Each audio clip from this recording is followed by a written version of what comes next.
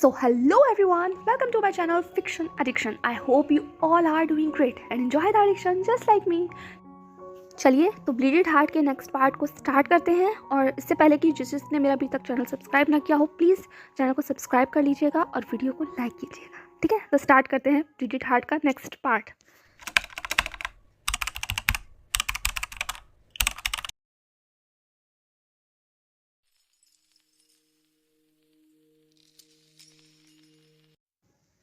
एक दबाव का एहसास होते के साथ ही वीन की नींद हल्की सी टूट गई थी। उसे ऐसा लग रहा था जैसे मान लो किसी ने उसे बहुत बुरी तरीके से जकड़ लिया हो, कैद कर लिया हो अपनी बाहों के अंदर। वीन ने अपने आप को हिलाने की कोशिश की पर वो हिला नहीं पा रहा था। और एकाएक उसे ये भी महसूस हुआ कि जैसे उसके फॉरहेड के ऊपर कुछ वेट सा है। वीन ने अपनी आंखों को हल्के से खोलते हुए कहा, लानजान, क्या ये तुम हो? पर कोई जवाब नहीं आया क्योंकि वांगजी अपनी ही धुन में था। वो अपने ही ख्यालों में बहुत ज़्यादा डूबा हुआ था कि उसे ये भी नहीं महसूस हुआ कि वीन जाग चुका है। जब लानवांगजी ने कोई जवाब नहीं दिया तो वीन ने अपनी आवाज़ को थोड़ा सा और बढ़ाया। वो भी नींद में था। उसने कहा, लानसान, जवाब दो ना कि ये तुम हो। तुमने मुझे इतना तेज़ क्यों पकड़ रखा है? प्लीज़ छोड़ो ना। ये कहते हुए वीन अपने आप को और ज़्यादा हिलाने लगा। पर लानवांगजी की पकड़ ढीली होने की बजाय और ज़्यादा टाइट हो गई थी। अब वीन को गुस्सा आ गया था। उसने अनोइंगली लानवांगजी का नाम चिल्लाते हुए कहा, लानजान, क्या ये तुम हो? क्या तुम मुझे मारना चाहते हो? अल्फा, होश में आओ। मुझे छोड़ो, मैं मर जाऊंगा। जैसे ही एकाएक लानवांगजी के कानों में ये आवाज़ आई कि मैं मर जाऊंगा, वांगजी का कंट्रोल जैसे लूज हो गया हो। उसने बिना कुछ सोचे हुए वीन के उस बोलते हुए मुंह को कैप्चर कर लिया। वो उसके लिप्स को निबल करने लगा, किस करने लगा, सक करने लगा। वीन तो एक पल के लिए ब्लैंक ही हो गया। उसे समझ ही नहीं आया कि ये हुआ क्या। वो तो अभी भी बेचारा अपनी नींद से जागा था और ऊपर से पहले लानवांगजी ने उसे इतना कस कर पकड़ रखा था और अब वो उसे सडनली किस कर रहा है, वो भी इतना फोर्स के साथ। कुछ पल तो वीन ने वांगजी को कम्प्लीटली रेजिस्ट करने की कोशिश की। नहीं तो उसने किस बैक किया और यहाँ तक कि वो उसे चेस्ट पर मारकर दूर करने की भी कोशिश कर रहा था। और वांगजी ने इतना फोर्सफुली वीन को ग्रैब कर लिया था, उसके जॉ को टाइटली होल्ड कर लिया था और अपने लिप्स को इतना फोर्सफुली इस पर प्रेस कर रहा था कि एक वीन का कंट्रोल भी अब लूज हो गया था। अब उसने भी किस रिटर्न करना शुरू किया। दोनों एक दूसरे को वाइल्डली किस कर रहे थे। इस किस के थ्रू विंग इतना तो समझ गया था कि इस वक्त वांगजी ठीक मूड में नहीं है। कोई तो चीज़ है जो उसे परेशान कर रही है। इसीलिए विंग ने लानवांगजी को जो करना चाहता था वो करने के लिए फ्री छोड़ दिया था। वो जैसे चाहे उसे किस कर सकता है। अपने आप को शांत करने के लिए अगर वो यही चाहता है तो विंग को इसमें कोई प्रॉब्लम नहीं होने वाली थी। वो भी उसका बराबर साथ दे रहा था और वो जब तक उसे किस करने देना चाहता था जब तक कि लानवांगजी का मन ना भर जाए। वो किस काफ़ी लंबा चला। जैसे जैसे लानवांगजी थोड़ा शांत हुआ तो उसने अपने आप को वीन से दूर करते हुए अपने फॉरहेड्स को कनेक्ट कर लिया था। वीन बहुत लंबी लंबी सांसें ले रहा था। उसने एक हैवी ब्रीथ लेते हुए कहा, अब ठीक है? क्या तुम अब ठीक महसूस कर रहे हो? लानवांगजी, तुमने तो सुबह सुबह मेरे माइंड को कम्प्लीटली ब्लोन कर दिया। आखिर हुआ क्या?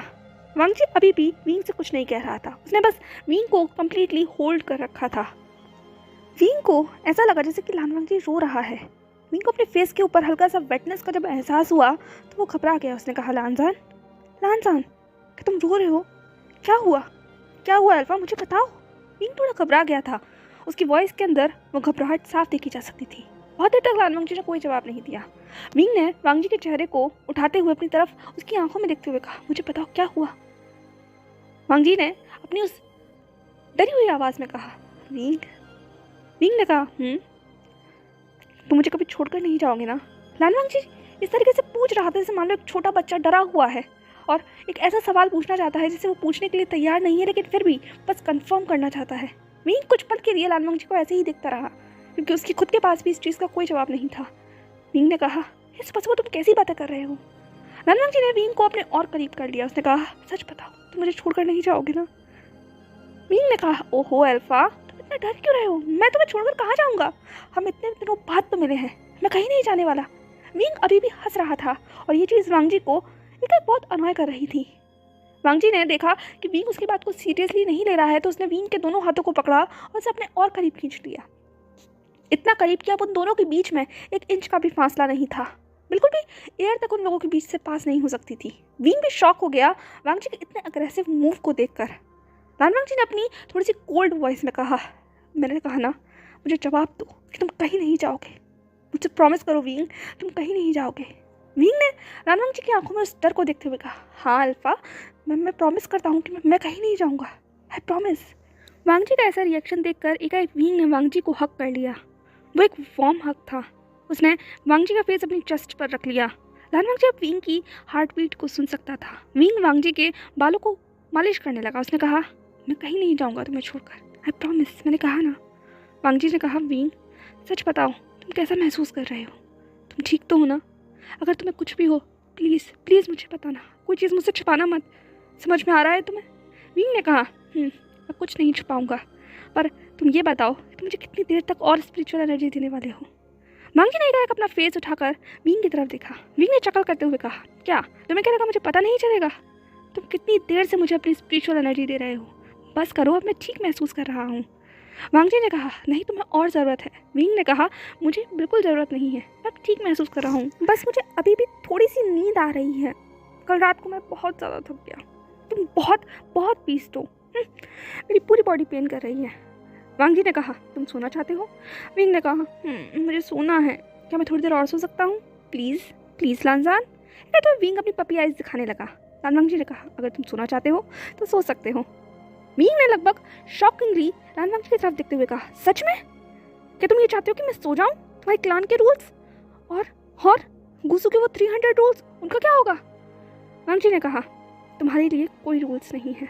मेरे विंग को कोई रूल बांध नहीं सकता। अगर तुम सोना चाहते हो तो तुम सो जाओ, ठीक है? मैं थोड़ी देर बाद तुम्हारे पास आता हूँ। जब तक मैं अपने कपड़ों को चेंज कर लेता हूँ और बात कर लेता हूँ तो तुम सो सकते हो। विंग ने कहा, सच में? इस वक्त विंग यौन कर रहा था। वांगजी ने कहा, सच में। ये कहते हुए उसने सॉफ्टली विंग के फॉरहेड के ऊपर किस किया, फिर उसे वहीं लेटाकर अच्छे से ब्लैंकेट कवर कर दिया। विंग ने कहा, ठीक है, तो मैं थोड़ी देर और सो जाता हूँ। ये कहते हुए विंग ने अपनी आंखों को बंद कर लिया था और वो वहीं सो गया। कुछ देर तक लान वांगजी विंग को ऐसे ही देखता रहा। फिर उसने अपने पैरों को वहीं ज़मीन पर रखा और अब आगे बढ़ गया था बात करने के लिए। उसके मन में बहुत कुछ था, पर फिलहाल वो ज़्यादा टेंशन नहीं लेना चाहता था, क्योंकि वो अगर टेंशन लेगा तो कहीं ना कहीं उसका ओमेगा ये पहचान जाएगा। तो बेहतर होगा कि चीज़ों को थोड़ी देर के लिए दिमाग से निकाल दिया जाए। अब वांगजी बात लेकर जिंगशी के बाहर आ चुका था। बाहर का मौसम बेहद खूबसूरत था। जैसे ही वांगजी ने जिंगशी के बाहर कदम रखा था, ठंडी हवाओं ने उसका स्वागत किया था। वांगजी ने अपने कदमों की रफ्तार को बढ़ाया। जैसे जैसे वो आगे बढ़ रहा था, उसका कोल्ड ऑरा देखकर सभी उसके सामने बो कर रहे थे। किंग को जाते हुए देखकर सभी ने अपना सर झुका लिया। वांगजी के कदम एकाएक गुसू क्लान की किचन में आकर रुक गए। जैसे ही वो किचन के बाहर खड़ा हुआ, उनको वर्कर्स ने देखा। वर्कर्स सब घबरा गए, सब कदमों में झुक चुके थे। किसी को भी यकीन नहीं हो रहा था तो ग्रेट हांगवांग जुन इस वक्त किचन के सामने खड़े हुए हैं। सब कंफ्यूजिंगली अपने किंग की तरफ देख रहे थे, पर वांगजी ने किसी के ऊपर भी ध्यान नहीं दिया और वो अपने कोल्ड फेस के साथ उस किचन में दाखिल हुआ। एक सारे वर्कर्स साइड हो गए और अपनी पूरी हिम्मत जुटाकर हेड शेफ आगे आ चुके थे। हेड शेफ ने वांगजी को बो करते हुए कहा, माय हाइनेस, क्या आपको कुछ चाहिए? वांगजी ने अपनी कोल्ड आईज से हेड शेफ की तरफ देखा। हेड शेफ ने तुरंत अपनी निगाहों को झुका लिया। उसका सर झुका हुआ था। वांगजी ने कहा, हाँ। हेड शेफ ने तुरंत घबराते हुए कहा, बताइए ना किंग, माय मैजेस्टी, जो भी आप चाहेंगे मैं आपके लिए बनाने के लिए तैयार हूँ, बस आप हुक्म कीजिए। वांगजी ने अपनी कोल्ड वॉइस में कहा, नहीं। हेड शेफ एकदम से घबरा गया। उसने कहा, नहीं मतलब?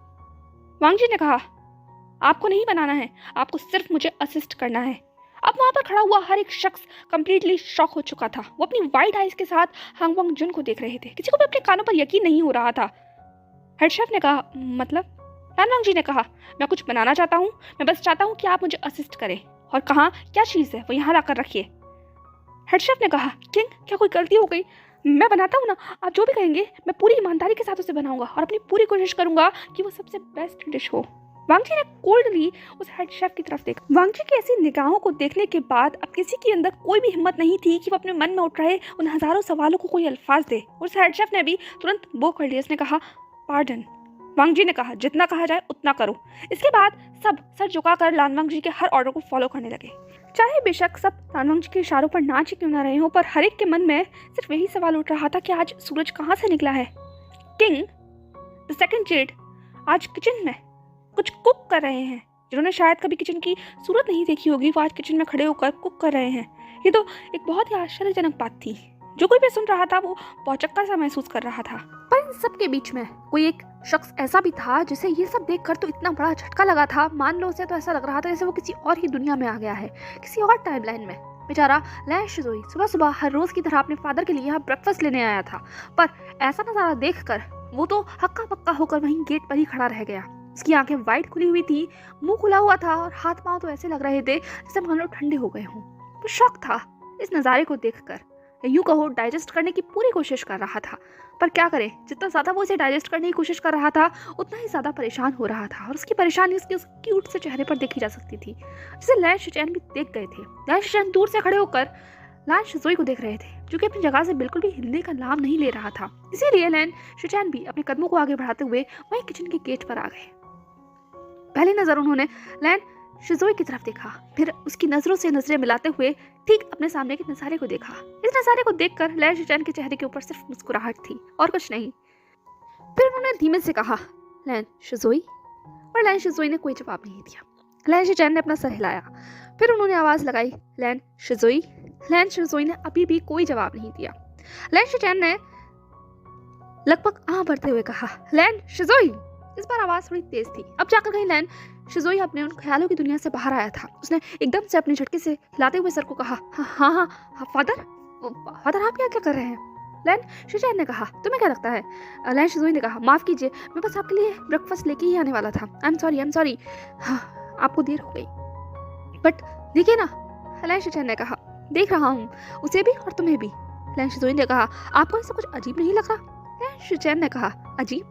लैन शिज़ोई ने कहा, देखिए ना, आपके भाई the great king Hang Wang Jun no no no no Lan Wangji kitchen में खड़े होकर ब्रेकफास्ट बना रहे हैं।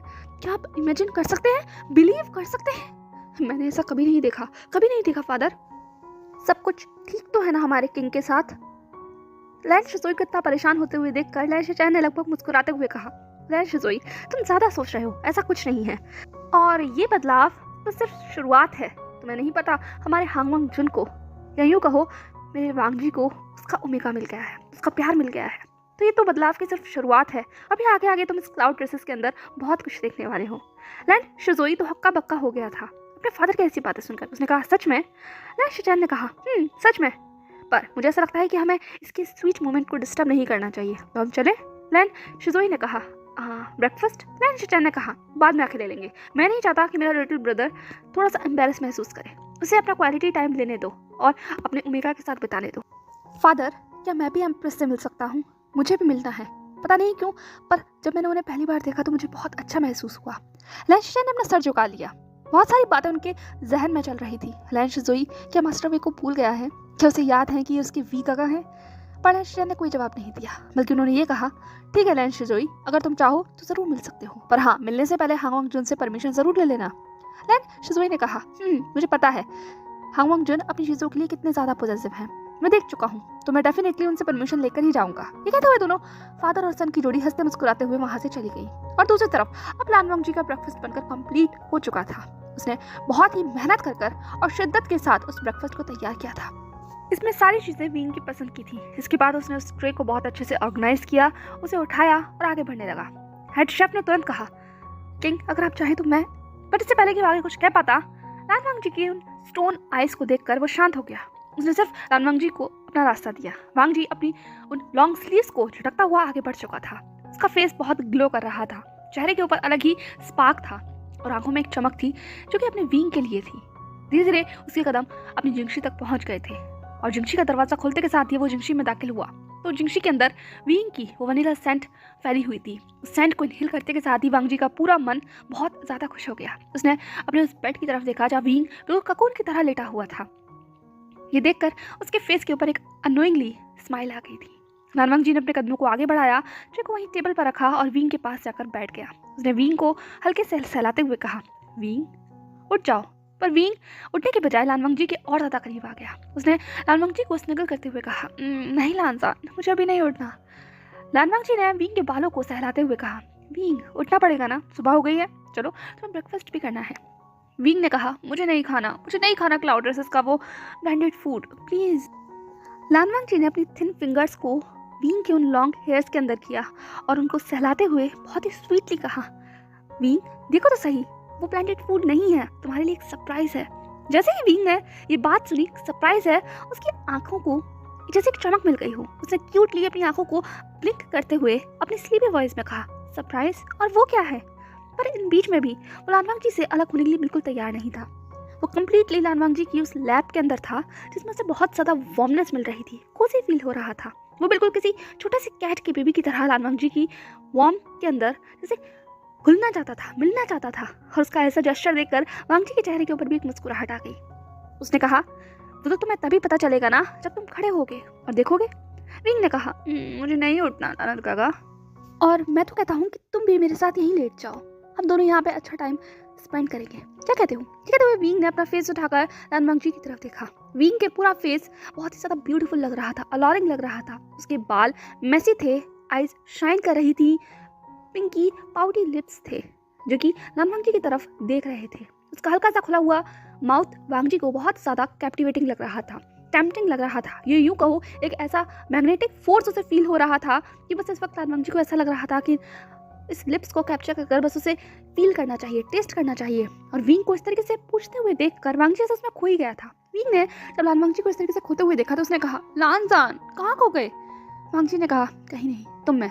विंग ने कहा, सच में? ये कहते हुए विंग फ्लर्टिंगली लान वांगजी की तरफ देखने लगा और अपने आप को उठाकर अब वो वांगजी की चेस्ट पर ले आया था। दोनों के फेस के बीच में ज्यादा दूरी नहीं थी, दोनों एक दूसरे की ब्रीथ को फील कर सकते थे। लान वांगजी के बॉडी से आती हुई वो सैंडलवुड की जो सेंट थी, जो फ्रेग्रेंस थी, वो विंग को बहुत ही ज्यादा सूदिंग महसूस करा रही थी। विंग ने लान वांगजी के उन बालों के अंदर अपने हाथों को ले जाते हुए कहा, तुम्हें पता है तुम कितने ज्यादा ब्यूटीफुल लग रहे हो?